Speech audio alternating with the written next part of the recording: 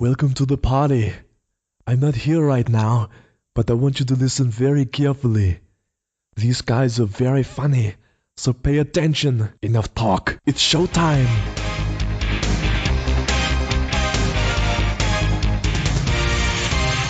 Hello and welcome to Bags of Action. My name's Steve, my co-host is Pete. Good evening.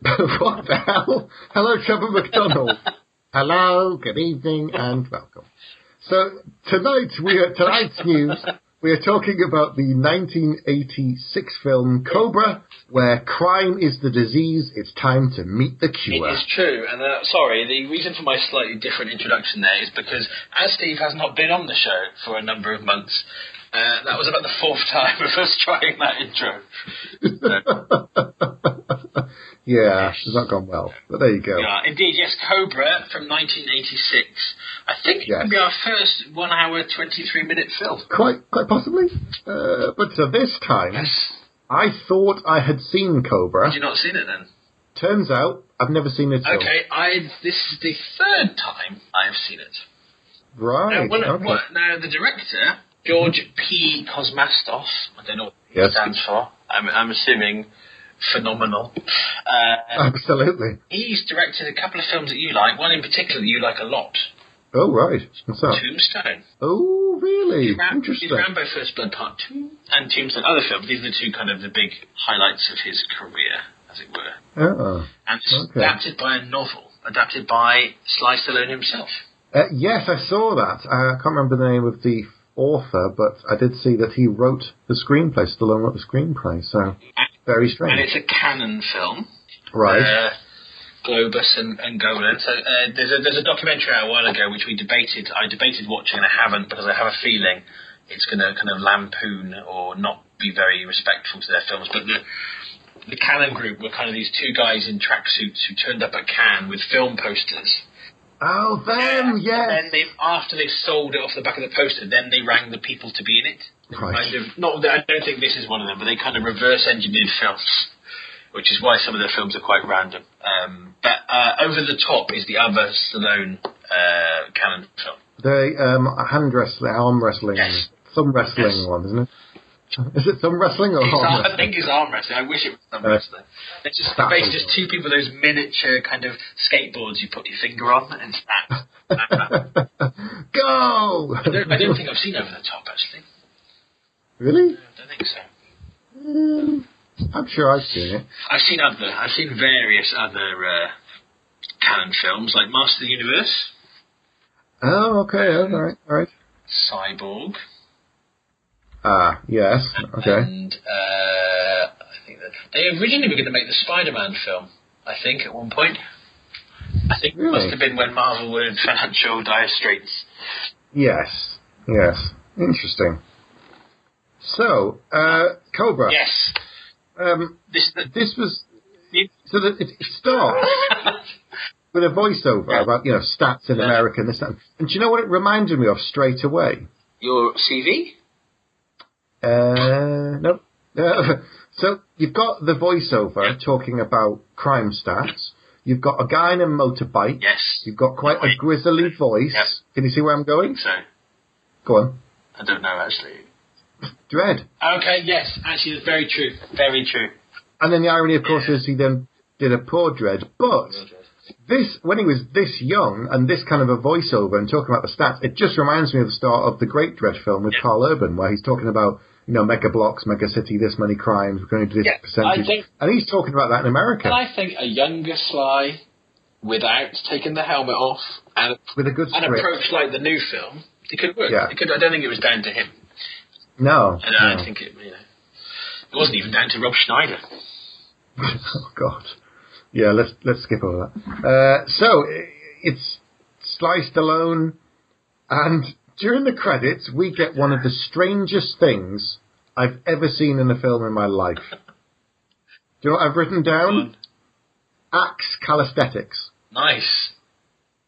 So, these are a bunch of men and women exercising in what looks like an empty swimming pool with two axes or blades over there in each hand, and they're clacking them and ooh, and bend and stretch and clack and bend and stretch and ooh, and it's just like, this is a workout fitness regime that did not reach beyond 1986. It did not make it into the 90s, mercifully. Did you not just think, well, I guess, you haven't watched the whole film, it was so weird. Jane Fonda serial killer. But, I watched it, and, yes, they go around killing people, this New Order, whatever they're called, or New World Order. It's the Blue Monday. Some people might say that about their music, but, not me, not me! They're great. But just didn't tie in. Why would he stand around clacking axes and having, exercise regime? This is something that is often aimed at canon films, is there are lots of elements in them, but not necessarily in any way joined together. Right. So, yeah, third time I've seen it, there is a huge plot hole. You can drive the pickup that they drive through things later through, which I'll come on to. But again, it's one of those things, I saw this, so when is it, 1986? I probably saw this not that long after it came out, probably as soon as it was on VHS. Right. And I remember thinking it was very cool. But I was very young. I would have been about 14. And when I was 14, most things were very cool. And being from the countryside, anything in the city was very cool. So, Sly Stallone being almost like I was going to say Mr. Bronson, but that's Grange Hill. A Charles Bronson-esque character, really. Because the intro is like, okay, it was giving me stats. It's a bit... What I noticed watching it in 2015 is it feels like watching a parody, but that isn't funny. Yeah, so, the opening scene with the whole thing in the King Market, and there are certain bits that I was looking at it going... making me thinking, is this a parody? Yeah. Like the fact that the license plate on his car... 50. Yeah, and I didn't know whether his car was actually cool or it was something that, you drive Miss Daisy in. Apart from the fact American muscle car, isn't it, really, on like a day? But I think it's weird. I know at least one person, and it isn't me, that has walked around with sunglasses chewing a stick because of this film. And I think that, like, Hard-Boiled, the character in that, there's a little bit of thing here, but when you watch it now, he just comes across like a bit of a dick. Well, yeah, because the guy says, what do you think about the King Market? And he goes, well, I don't shop here. Yeah. It's just like, wait, what? So it opens actually very similarly to Stone Cold, which is what I thought you were going to mention, which is... Oh, no. And lots of films have got this style anyway, where, someone... Well, it wasn't really a grocery store robbery like in most films. This was just a man walking around shooting people. Really. Yes. Marco Rodriguez, do you recognise him? No. He's been in Star Trek. I'm trying to Next Generation, but I think he was in it twice as two different characters. So I don't think he's that big a name. But yeah, it's just things like, go ahead, I don't shop here, and you're a disease and I'm the cure. And it does seem po-faced to the point of hilarity. But it's almost like a touch of the Western, because after he shot him, he spins his gun and tucks it into his belt. And I just thought, wait, what? Is this because they said, call him the Cobra? And he turns up in his supercar and then he charges in and kills everybody and, comes out and excessive force and blah, blah, blah. And I just thought, it's trying to be Dirty Harry in a way. But it's almost, it's the tropes of those kind of revenge... he comes across like a vigilante, but he's actually a cop. But he's part of the zombie squad. What does that mean? I don't know. They never explain it. Oh, right. I don't think they ever explained it. They mentioned it like 3 times. He's part of the zombie. Yeah. I thought, given that you've seen it more than me. No, I know. I think written down, I think later, he's part of the zombie squad, whatever that means. I'm assuming it's the people they bring in when they can't, because it seems to be, because there's a little bit like in Point Break where you've got the senior officer who doesn't agree with them. There's a senior officer here who doesn't agree with force. So it's almost like it's 1986, it's almost like a Reagan's America kind of right-wing kind of shoot first, ask questions later kind of thing, which I guess, there was a massive market for. There were lots of these types of films made at the time. But then he goes home after this robbery, after having blown this guy away, and then he starts hassling this gang guy. He goes up to, he's parked in his space. which, we've all been there. It's not very good if they parked in your space. And so Brian just kind of then bumps him so that he moves. Yeah. And then goes up to the guy and rips his singlet off. Clean up your act, he says, and he rips his shirt over. Why? And again, as a teenager, I put, isn't he cool? He's a cop. Everyone who isn't a cop is a bad guy. That guy looks like a bad guy. It's a bit of racial profiling. He's terrible. Get rid of all these people. And then you watch it now and you go, what are you doing? That's police harassment. Police brutality. What are you doing? The guy was just parked his car. So, it is. A lot of the films we've watched have been of their time, but I'm not sure any other film has quite been as of its time as this. Oh, there's some great stuff later on to talk about the era that markets so clearly. Yeah. As soon as there's a computer show, and I chuckled to myself and thought, yes, we'll be talking about it. But do you know what a classic bit was? So when he sat at home, not just the computers, but he's got the television, right? And so I noticed something and I thought, okay, that shows how, one, the TV was tiny. Yeah. It was colour, but he used a remote control in 1986. However, he was 6 inches away from the screen. I was going to say, was it one of the ones that's actually... Because I remember people with Betamax that was still on a lead, so you could only go like about 3 feet, and then you'd be like bungeed through the screen. It wasn't, but I just thought it was kind of pointless, given that he could have just leant across and turned the television on. I think that was during the stage of like, you remote control, it's amazing, but you have to be so close that you don't need it. Exactly. Oh, man. By the way, did you know what the link is between this film and Dirty Harry? No. So the guy who keeps giving him jip all the time about excessive force, Detective Monty, is an actor called Andrew Robinson. Okay. And he was the main killer in the first Dirty Harry film. Okay. He's got he doesn't look very distinctive, but his voice is very distinctive. And later on he was in Star Trek Deep Space Nine, and his character was one of the ones where they had heavy makeup, one of the aliens, and you would never have known it was him until he spoke. And then I thought, oh right. So I was looking at this guy going, why do I know him? He doesn't look like anybody. I don't. And then he kept talking, and I was like, oh God, it's him. So yes, but just when we're talking about the fact that he's a loose cannon and he's a cop, but he's a cop on the edge, but excessive force, and I thought, you've just copied Dirty Harry like 9 years later. But made him like the wrestler Razor Ramon.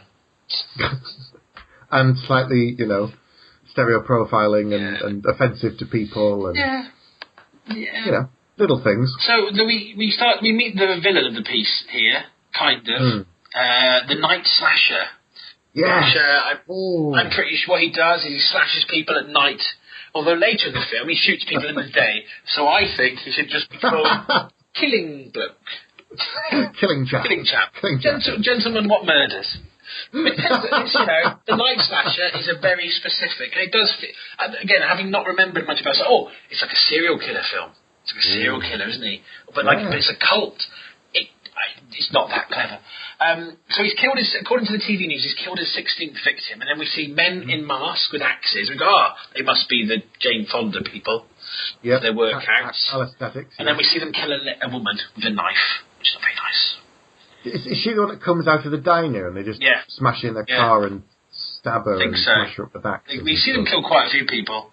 But of course, this is when we see the actor. So this is the bit I was going to talk about a little bit more, because looking back at his IMDb, he may win the been in most of the things we've seen award. I think he may beat anyone. Brian Thompson from Terminator, X-Files, Buffy, Deep Space Nine, AWOL or Lionheart if you're in America, Alien Nation. So I was looking into his career, and he made a film last year which he wrote, directed and starred in, called The Expendables. So not The Expendables, The Extendables. It's only got a 4-star on IMDb, but I'm tempted to watch it. So this is a struggling and publicly disgraced Hollywood icon gets another shot of megastardom when he is hired to star and direct an action movie in Uzbekistan. Right. Sounds like Borat, the action movie. And on the poster it says, they are not compensating. Ooh, zing! Well, Patrick zing. Warburton is in it, who's the live-action Tick. I don't recognise anyone else at all. I don't think. No. I mean, this guy's been in everything. Oh, Mark Dacascos is in it, playing Mark. Oh, there's people playing themselves. Do you know what? I think I'm going to watch this. I was going to say we're doing an episode on it, but let's just in case, let's not. I'll watch it and we will decide. Okay. But yeah, so this guy has been in everything. He's got a very distinctive look. He's really tall.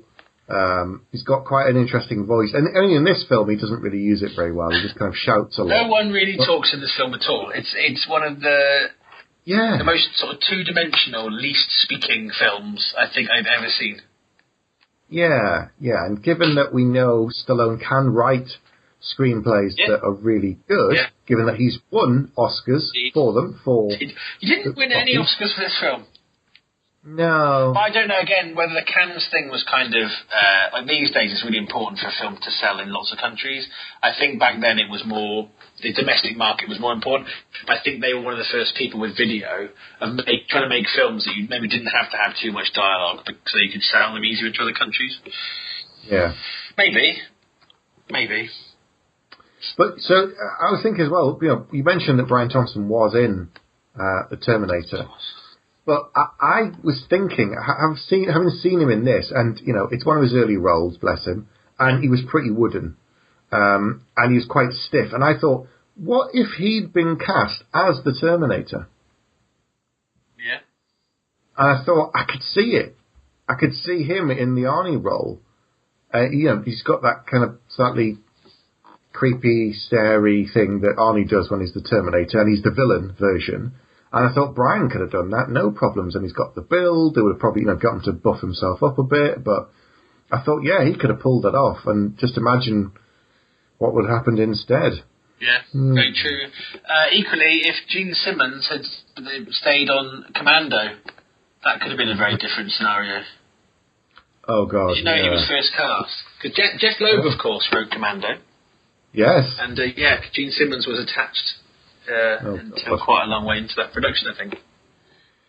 That's the blessing, I think. Very different film. So go on. Sorry, so Brian Thompson's character, the Night Slasher, which is not true. He kills again with his female accomplice, who again is another one of those kind of, I know this face, you've been in lots of things, lady. And then Brigitte Nielsen, young Brigitte Nielsen. And I don't know if this is how... I don't know if Sly met Brigitte Nielsen making this film, or he met Brigitte Nielsen and put her in this film, or what happened there. But she drives by and sees his face, and so they get her license plate, because she is now a witness to the night slashing. Night chopping. Night hacking. Chopper. So... you've missed it. What did you miss? Did I miss a bit? Oh, no, it's later. Okay. So at the moment, I didn't recognise Brigitte Nielsen. She looked different. She had long hair. She has big, boofy, curly hair that totally changed the shape of her face. It was Brigitte Nielsen cosplaying as Anthea Turner. With a big Charlie's Angel kind of wig. And sometimes a flat cap. Yes, later she does wear a flat cap. And at one point she's talking to someone else who's also wearing a flat cap. Yeah, Gonzalez. Yeah. So is this film promoting Harris, Tweed's flat cap? It's actually, I felt an urge to go and get one. I just thought, I think I should have to buy one now. But, maybe it's a requirement. But to begin with, I didn't realise it was her until we got to a later scene. In fairness, you wouldn't pick it up from her voice because you don't really hear her very often. No. Really.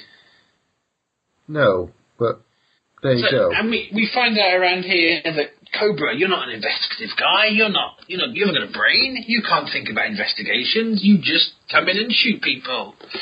And we also did we find out this earlier about the woman? Which woman? The cop.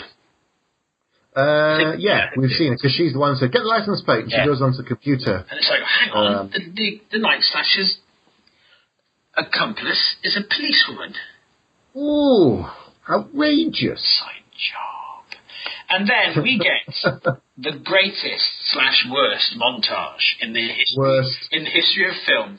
Now, again, other films do this kind of thing. I think, I'm trying to remember if Bloodsport is also a Cannon film. I think it is. The kind of quick cuts between scenes, soft rock, and everything. But here, it's beyond cheese. So the montage is to a song called Angel of the City, which I remembered far better than I thought I should. I think I may have it on some kind of soft rock action movie compilation. I'm pretty sure I have, in fact. So they're singing Angel of the City, and the montage is of Brigitte Nielsen doing some modelling with a robot. Yes. The killer killing people. Yes. And Sly walking around investigating. Talking to sex workers mostly. And it comes across like the worst music video ever made. But there's a great cameo uncredited during this scene. Do you know who from? Is it Ron Jeremy? Yes! The man, the legend of adult entertainment. Ron Jeremy was on this bit. And I was like, wait, what? So at this point, it was clear that it was Brigitte Nielsen because she wore lots of different wigs, and one of them was blatantly her own hair, which is quite normally short at the back and sides and slightly long on top. I thought, okay, now I can see it's Brigitte Nielsen. And then when she went back to being the character again, I thought, the music video's ended, and now we're going back to her with the big bouffant wig. And she looks so different. She does look different. Very different. And I think this is also the first role where I've seen her where she wasn't an active character. I think this may have been her first role. I'm not sure, or certainly maybe her first US role. I'm going to look it up now. I don't completely, probably wrongly, but to me, whether she looks less buff in this or whether it's just the character, but I just wonder whether Sly kind of then shaped her career into more action roles. Red Sonja was before this. Was it? Red Sonja 85, Rocky 4 85, Cobra 86. Obviously, that's when they released. And Beverly Hills Cop 87. So, I think probably the first thing I saw her in may have been Red Sonja then. She really hasn't made that many films. No, well, she was, an active character and actually taking charge. And then Rocky 4, she was quite a strong character. And Cobra, she was the damsel in distress, which was so weird because I've never seen her in that role, kind of a role before. Her name is Ingrid, but I don't remember her ever being called Ingrid at any point in the film. I think she's just called Lady. Yeah. Hey, lady. Yeah. Or something like that. This is men's treatment of women in this film. Is not the best. Which brings on, actually, she comes out of a modelling gig, and there's no reason whatsoever for this to happen in this film, at all. But the photographer from a modelling assignment, who I'll come on to who he is in a second, he just basically wants to sleep with her, and she just says no, and then he says, well, if you want to go on into the career, you have to sleep with me. Yeah. He says, no, I'm not doing it for you, I'm doing it for your career. Nothing for me. I'm thinking, there's no such thing as a selfless good deed. And do you recognise the actor? David Rash. He's been in everything as well. One of my favourite shows growing up, which is Sledgehammer, which is a parody. I thought you were going to say the one about the nurses that he was in. What's that? Nurses. There you go. Did you ever watch that? I don't think I did. So it's early 90s, and it was essentially like a comedy version of ER, if you can believe that, but following the nurses. But there was a guy there doing community service who was like a millionaire playboy sort of thing, who got caught doing something very naughty, but he's a complete arsehole. And he's there doing community service in the hospital. Okay. And it's hilarious. And he was just this, really twitchy. Oh, yeah, 1992 to 94. Yes. And it went on for years. I loved that show. Loved it. Sledgehammer was 86 to 88, so again, how old was I? 14 to 16, just one of those kind of formative years things. It's all around this time as Cobra was 86. Man. Have you ever seen Sledgehammer? I don't know. Maybe. I'm checking out now. I don't think so, no. Okay. Good. I'll send you some clips. It's very funny, and again, kind of, Yeah. It's meant to be funny. Yeah, it's meant to be funny, and it's deliberately hitting all the kind of action movie tropes. Okay, but in this, yes, he plays sleazy Stan. And he's in the film for not very long at all. About 10 minutes, and then he gets chopped up with an axe, I think. And then another and then they try to hit him with a van. I felt really sorry for the security guard in this film. Yeah. He did a really good deed. Ooh, she's forgotten her purse. I'll go down and take it to her. Gets in the lift, nips back in, and just as nick of time, gets down there, shoots the van, and smash! Jam. Dead. And he's one of... another security guard dies later. I don't think any security guard that you see in this film lives. It's not a good role, job function to be in this film. It's not. So, we haven't seen much of his partner until now. We start to see him a bit more. And so she's basically... They've tried to get her. They haven't quite managed it. And then they go to see her in hospital, don't they? Yes, and... In the world's cheapest set. Go on. Why'd you say that? The hospital set is like something from Crossroads. It's just so blatantly a set. It's awful. It's brilliant, because the motel that he's staying later is called Crossroads. That is true. That is true. That is true. Maybe that's what we think of it. So so they asked him what happened. A guy scared me the other night. But the policewoman that's part of the Jane Fonda axe gang sees them interviewing her. Stalk, she's called, I think. And then, this is the bit now, he doesn't want anyone to know what he looks like, and he doesn't want her to ID him. Yes. So he goes to look for her. Mm-hmm. He has this gang of people, which we find out later is quite a lot of people. And he goes, but of course he puts glasses on. He dyes his hair black. That's true. But he's got a very distinctive build and face. Yeah, but he's wearing glasses, and he's dyed his hair. Have you not seen Superman? That's true. He puts his glasses on. Nobody knows who he is. It's a valid point. So the partner's called away by a fake call from HQ, probably the policewoman. And then Cobra's attacked at home. So he's at home printing out on his line printer. It's like Dot Matrix. It was. It's like... He did the football results. It was. I was sat there cackling at the old school printer and the old school computers going, wow, this is just so high tech. It just puts it very squarely in the late 80s. And then he gets a phone call saying, his partner rings him and says, I'm at the office, so what am I doing here? And he goes, I didn't tell you to go there. He goes, I got a call. No! So they both race to the hospital, but somehow, of course, Cobra gets there first. I think plot hole number one is that... Oh, sorry, he was attacked outside his house before he... Well, that's quite a good fight scene from a action perspective.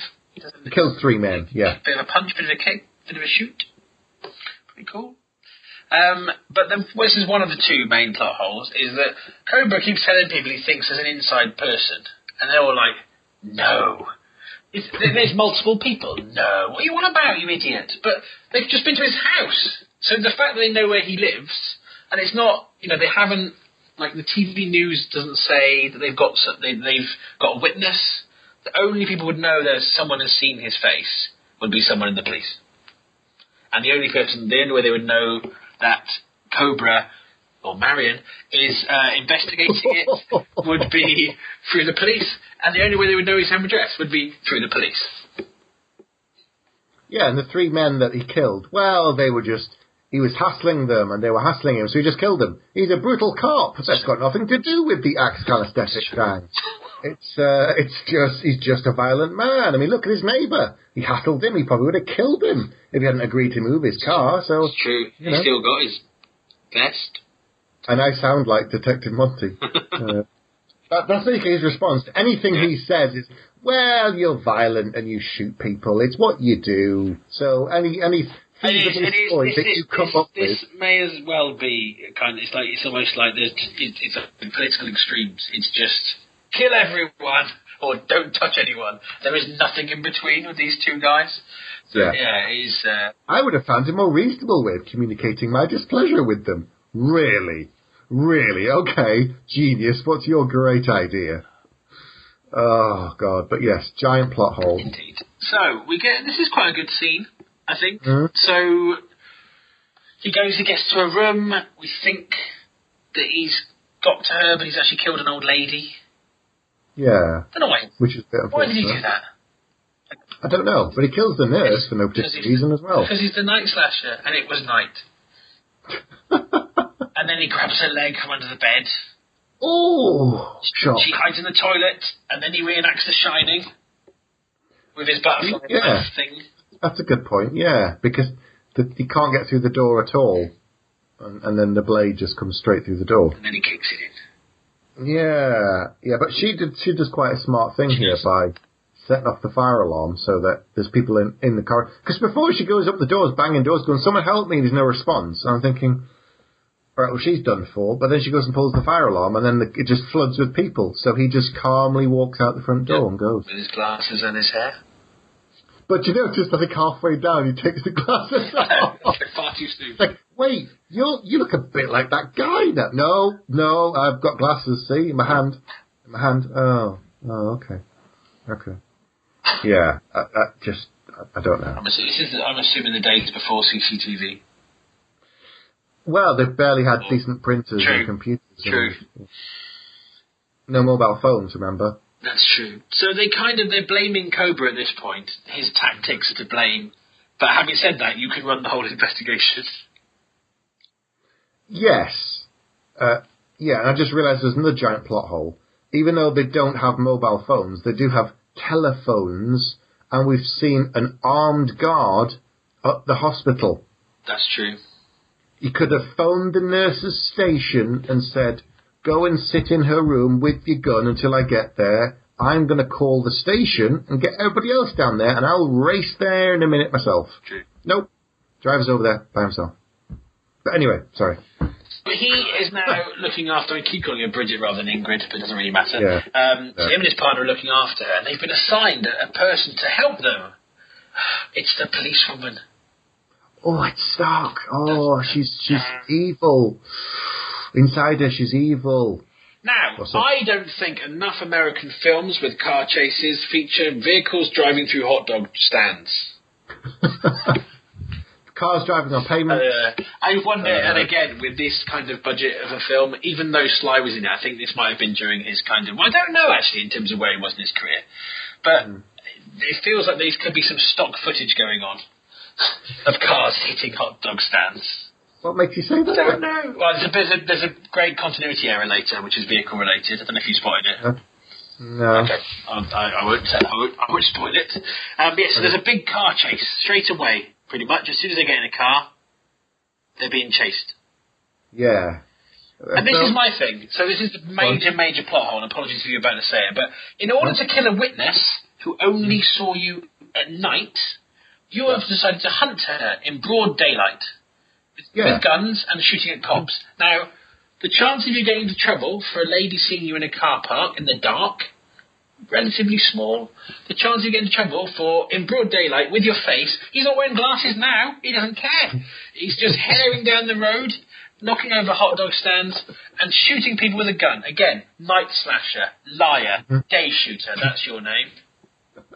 Day chopper, and now day shooter. Day chopper, car shooter, hot dog man. I think the scores aren't going to be very good for this film. Just a feeling of the waters. We're not allowed to do 6 bags, are we? No. Okay. No half bags. And anyway, so is this where they decide to go upstate because it's not safe? Not quite yet. I've written here, do serial killers care about this stuff?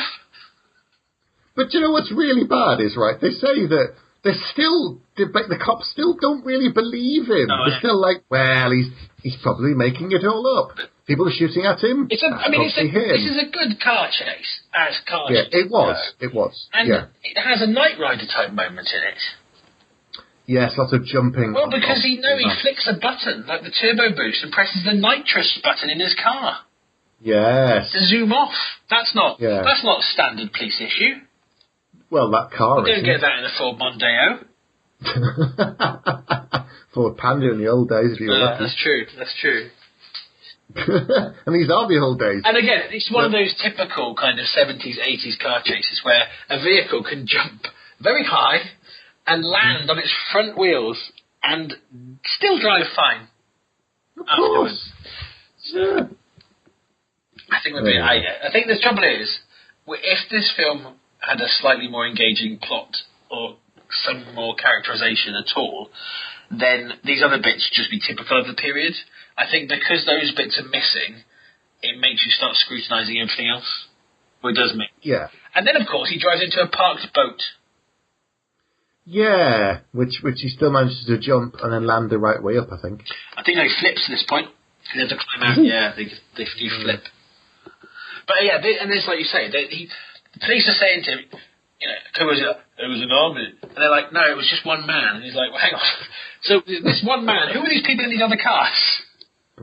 Well, you're just making it. But it's the really awful bit, which, right, just pointed out the fact that even though they don't believe him, and even though there's something going on, they're essentially saying they don't want it in their backyard. And they go, do you really think they'll follow him upstate? Yeah, probably. Okay, you can go upstate. It's just like, wait, you just condemned him to death. Yep. Just so that it's not happening in the city. So off he goes. Well, off you go. He goes, the lady cop goes, Brigitte Nielsen in the flat cap goes. Yeah. Cobra's driving with his shades on. Ian Gonzalez goes, yeah. And again, we see a marksman loading his gun. We hear music that really doesn't suit the tone at all. It's just like really cheesy and upbeat. And it's like, and I'd say Brigitte Nielsen's acting was quite poor and wooden. But I have to say, she's not really given any dialogue, and her character is essentially a cardboard cutout. Yeah, and there's more axe workouts. Yeah, I've got here. We find out he's part of the zombie squad, banging hammers in a warehouse. But here's the weird thing, right? So you've got all these guys clacking their axes together and doing their workouts and stuff. But it's quite a diverse group. There's like a man in a suit. Yes. And a bunch of people who are workers and other. And I just like, I applaud their equality and their inclusiveness of the in the pre-internet days. They would have met because somebody would have put like an A4 notice on a lamppost. Yes. Do you like exercise? Do you like axes? Do you like working outdoors? Do you want to meet people with completely diverse interests from yours? Do you like getting out at night? Are you a real night owl? Do you often have to get up in the night to slash? Do you like to let off some steam at night? Are you into alternate ideas for expression? For rage therapy? Join Night Slashers gang. And work out. BYOF. Yeah, yes. If you have your own motorbike, it will be quite handy. BYOA. Bring your own app. Nice. Times 2. Nice. I just thought, I don't get it. At this point, we're maybe 2/3 of the way into the film. Yeah. This new order, I've no idea what they want, what they do, what their mission is. That is the biggest thing missing from the film, because I'm just going to try and compare. Something like The Rock. Okay, it's that age-old thing, isn't it? You give your villain the opposite viewpoint to your hero, but also give them something that, in other circumstances, you can kind of understand. Yeah. But their actions maybe are wrong. So The Rock, I'm using an example. There's always a film where I go, well, I can see that guy's viewpoint a bit, however, not his actions. Here, you're just like, it's basically people go, well, they're just nutters. It's just a bunch of nutters. And that's kind of it. But like you say, if it had been just one person's a serial killer, you go, okay, but because there's so many of them, and like the policewoman, why was the policewoman involved? I don't know. No idea. No idea. And, you don't get an ending that makes you go, oh, that's what, he was this kind of, a cult of personality because he was so charismatic. I mean, you get a bit of a speech later on, but even that doesn't make any sense. No, it's just a random load of words. It's just ranty. Yeah. Rant, rah, pig, pig, die, pig, come on, pig. Stop saying pig. The more you say it, less it means. It's pronounced Cobra. It's pronounced Marion. Maybe it was originally called Pig. They just renamed it and just thought, keep that bit in. Maybe it was originally called Marion. I thought it was just a bit too camp, so they changed it. Marion and the Zombie Squad versus the Night Slasher. You see. So we're at the Crossroads Hotel. Crossroads. Right. And the army head out on motorbikes. I saw one of the write-ups of this film said, insane motorbike gang take on. It's like, well, they're not really a motorbike gang until this point when they just get on motorbikes. The lady cop's on the phone going, come and kill them. And then Cobra finds her, and you think, oh, he's going to work it out. And she goes, "Can I just tell you you're doing a great job?" Yeah, that was kind of like, just tell you what? That? And he's like, "Yes, of course. Anyway, I must go to a hotel room with a lady because it's a film, and we're going to get together." And this is like kind of the 80s kind of gun porn thing. It's like putting my guns on the desk, getting my guns ready. So lady on the bed, there's my guns on the sideboard. But the thing is, right, she's trying to sleep, and if I was there, all I could hear is, and then he goes, "Can't you sleep?" It's like, no, I can't fucking sleep because you're assembling a gun 2 meters away from me, really loudly, you dick. Go and do it somewhere else. What a It's very true. Come and sit with me. Come and sit with me. Can't you sleep? Hang on a moment. You're about to cross the boundary between witness and police officer. But she does kind of say to it, earlier she had made the thing of saying, "Don't you ever get involved?" And he goes, "What, you mean like with a lady?" "No, with your dog. Yes, with a lady." But then she actually takes the initiative, which was a little surprising. I thought he'd be like, "Well, you know, I don't normally do this, but I'll make an exception." I don't know how you sound like the brother in Everybody Loves Raymond. Is that what it sounds like? Brilliant. So they start, I put here, kissing. How unprofessional.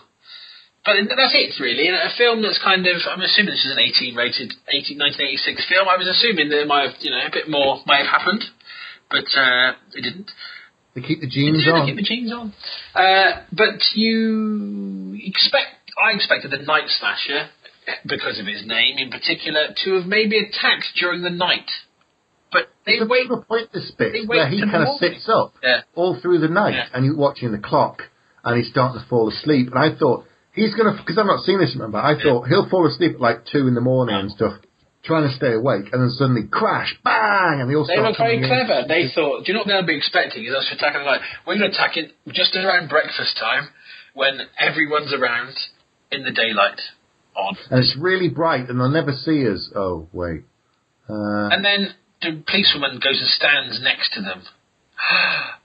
I've put so much for hiding identities. Well, she's like pointing and... Well, at this, get him. At this point, then not only is one of the people able to be seen and witnessed, they all are. Yeah. Including her, which is just a bit weird. I put there's a big shootout at the motel, and then they go on the road. And he kind of stops giving a shit about his mate at this point. Yeah, because Tony gets wounded and apparently dead. Never mind, I want to shoot off the back of a pickup truck. That was actually quite awesome. I did like that. This whole chase scene is good, actually. So he's so she's driving now. Obviously not as well as he can, because she's a lady. I don't mean that from me, I mean from a 1986 scripting perspective. And then he's shooting bikers, or just picking them up and throwing them under the wheels. Yeah, that was quite... That's good. A surprise, but there you go. It reminded me a bit of Universal Soldier at this point. They're in a motel and they're doing these sort of chases. And then she's like, "Oh, but the cars in front of me are on fire. What shall I do?" And he's like, "Just drive through them." And she's like, "I can't do that. I've read my highway code. This is not... If you see a flaming vehicle, pull over to the side of the road and call the police. 3 points and a £60 fine." So he says, "Just go through it," and she drives through. And then this is the bit, the continuity error. I rewound it a couple of times. But as they approach the burning vehicles, it's a black pickup. As they go through and out the other side, it's a red pickup. And then they cut back to them and it's a black pickup again. Oh, wow, I did not notice that. Wow, okay, impressive. There's a few different takes, and they went, "Oh, the black one's wrecked now, to use a red one," or the other one. No one will notice. As often happen these things, they started off on vehicles, and then they end up on foot. And then they run into a factory. Mm-hmm. Which again... like a big foundry kind of place. And again, there's more security guards get shot by the police. Yeah, it's like she's banging on the glass going, "Help, help, help," and then the police cop woman just comes up and shoots him. It's like, wow, okay. Right, sorry mate, dead. And it's not a good day to be a security guard. Cobra's trying to catch up. I put he likes to burn people alive and show the logo on his gun. He's got the little Cobra insignia on his gun. Yes, we had lots of close-ups of that at the beginning. And he likes using a little laser guide thing on his gun. which is quite nice. The police, I did like that. The policewoman's found a big hook. Yeah, and he does a couple of cool tricks, like they see that he's got his laser sight and he's running around shooting people with it, and he tricks one guy into coming after him, and he just knifes him. I thought, wow, okay. That was a bit brutal, but okay. And then the ending was really brutal. We'll get onto that in a minute. But it's all pretty brutal around this stage. But here, it makes a lot more sense, because they are penned in and they are under attack. It's not just this kind of way of dealing with things. It kind of does feel a bit more justified. Yes, and then he gets to the Night Slasher, Mr. Slasher, relatively easily. Yes. Really. And then you get this big, and I'm kind of...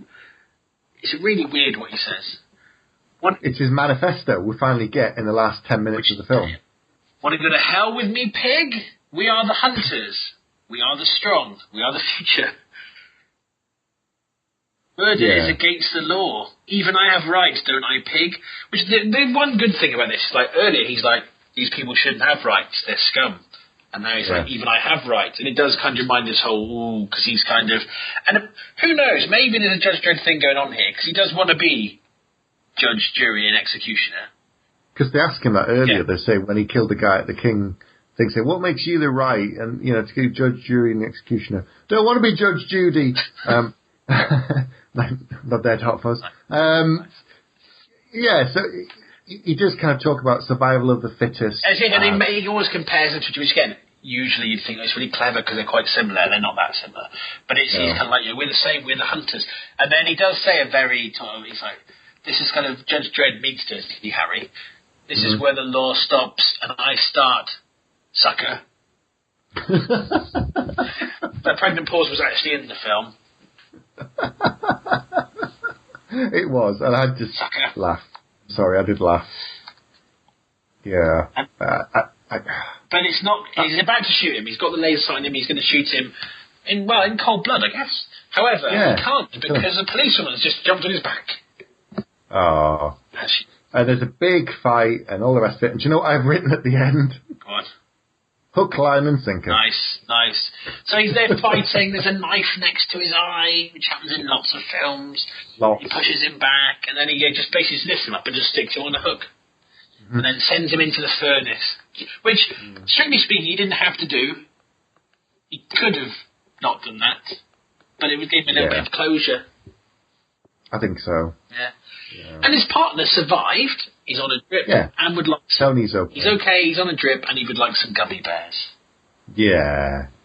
Because his thing throughout the whole film is he eats a lot of cakes and sweets. He's got a very sweet tooth. It's you! And he told you I need the flat cap, then I can get the role for the remake. Nice. That's his thing. Adder, you can be called Adder. The British version.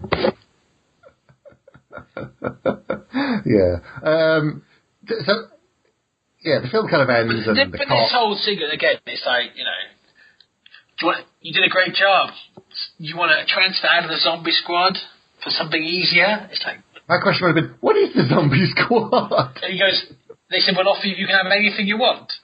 A new car, that's not in the budget. Yeah, so can I have this? Well, no. What about that? Not really. So, same jobs, just, handshake. And then we get a bit of a Point Break moment here. Yeah, and he punches out the guy who's, still being an arsehole to Monty. No hard feelings. No hard feelings, yeah. He leaves with a woman on a motorbike, and they ride off through the credits. Do you know, I've written at this point, I've noticed it earlier, but it's even more apparent when he got on the bike with Brigitte Nielsen. High-waisted jeans. Oh, I thought you were going to say that she's about a foot and a half taller than him, which is true. Well, she is that too. But they've all got really, really super bright blue jeans on, and they're all really high-waisted, like kind of under their armpits. Simon Cowell's favourite film. Kind of, yeah, and I thought this is what inspired him. But just part of the fashion of that time. I suddenly thought, wow, that's really awful. Maybe it is Simon Cowell's inspiration. Cobra. Oh, God. And my final note here was, this started as a very different specific cop and ended quite generically. Mm-hmm. Because there was no I don't know. It really, it's lots of events happening in a row. Yeah. And I think I'd like to like it more because it's Sly Stallone and it's a canon film and it's the director of Tombstone and it was in 1986. And there are flat caps in it. Yeah. I've just found the high-waistedest trousered picture of all time.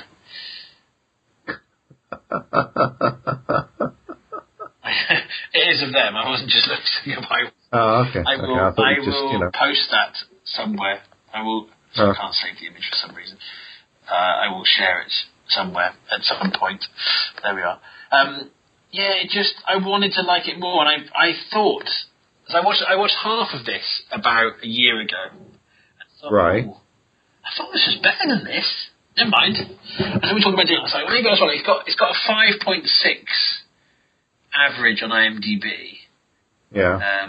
But it's also in the top 5,000 movieometer, but it's gone down 191 places this week. I wonder does Rotten Tomatoes do old films? Don't know. Have a look. Yes, one. Rotten Tomatoes. 13%. Okay. Yeah, they haven't really been very kind. Whereas, for example, John Wick, 85%. Oh, come on. You have no respect for logic. Shut up, you idiots. It's time to give a score. Do it. Do it now. So, are we ready to start doing some scores then? I think so. Okay. So, I'll go first. I'm bated breath. I hadn't seen this film before in the end, as it turns out. I'd seen the posters. I'd seen them everywhere. I must have seen them and just thought, oh, yeah, I've seen it. Or I'd seen bits of it and was convinced myself that I'd seen it. I had not. There are bits that are familiar from other films. The sort of Dirty Harry thing where he takes a witness out of the area and tries to protect her. There's the whole cop on the edge who's some kind of strange cowboy in modern times, but he's also a troubleshooter, but he's a loose cannon, but we need him, and police brutality and blah, blah, blah. So there's lots of elements that I think he's seen the original novel and thought, well, I can just keep the name and change some bits and make a film out of it. Yeah. So it was very thin, as you said, because they don't do a lot of talking. There was no real motivation for the day-night calisthenic stalker. It was pretty weak, if I'm honest. The best thing about it is the poster, I think. Without the strapline, because that just, annoys me. So, I don't think it's a one-back film. I think one would be extremely harsh, but I think we have to settle on two. Okay. There were some good bits, some good action, a couple of good fight moments, but normally we talk about some films of the era, and we say, it stands up today, there's some things that you'd improve, but generally, it's not bad. Yeah. This doesn't really stand up for a lot of different ways. The fact that there are a couple of giant plot holes that you can drive through that you're just supposed to go, wow, just go along with it. Don't focus on it too much. So, yeah, I was hoping to like it more, given that this is a Stallone film that I missed. But, yeah, 2 bags. Okay. I feel very similarly to you, although I had seen it before. But, yeah, I think, there are some good fights in there. The action itself, on its own, is okay. It's not bad. I've definitely seen films where the action scenes aren't as good. However, I think the biggest thing, particularly where some of the films of this era are concerned, is you really care about the people. And you're interested in what happens to them. And this film is really, it's just a group of caricatures and tropes. True. And even, compared to other films that are similar, other films that, I think the Van Damme canon of films have got more depth. Right. And, I also can't quite give it a one bag, because I think it has got enough interesting components, but I would say it scrapes a 2 from me as well. Okay. Is that our lowest average? Possibly. I think we've both given a film a 1 before. Maybe. Back in the early days, I think. Well, I don't know, maybe. But yeah, it wasn't really what I was hoping for. Never mind. All right, we'll be back next month. Cheers. Good night. Good night, all. You have been listening to Bags of Action. No bullshit. You'd better stick around for the next episode, because if you're lying, I'll be back.